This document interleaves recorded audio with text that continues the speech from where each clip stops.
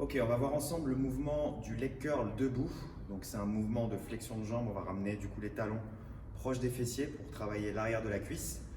Dans une version debout, on va avoir un leg curl assis, un leg curl debout, un leg curl allongé qui vont avoir la même fonction, le même recrutement, mais qui va surcharger l'exercice à un endroit différent.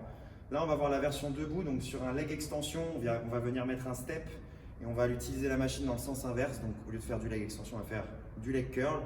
Il y a des appareils qui sont conçus pour ça directement, mais si vous n'en avez pas, vous pouvez mettre un step du coup en dessous un leg extension pour fabriquer entre guillemets cette machine. Donc on va venir se placer. On essaye de faire en sorte que le genou soit bloqué par le coussin du leg extension. C'est un mouvement qui va se faire jambe par jambe. On va venir se plaquer. On ne va pas avoir besoin de mettre lourd. On arrive, on vient ramener les pointes de pied vers soi et on ramène les talons proches des fessiers.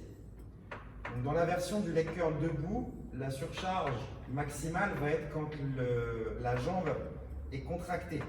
Là où sur un leg curl assis, c'est quand la jambe va être tendue. Donc la surcharge ne sera pas au même endroit. Et même si les deux exercices travaillent les mêmes muscles, on ne va pas avoir le même nombre de fibres musculaires au même endroit qui seront recrutées. Une fois qu'on a terminé, on change de jambe. Une fois qu'on a terminé, on relâche.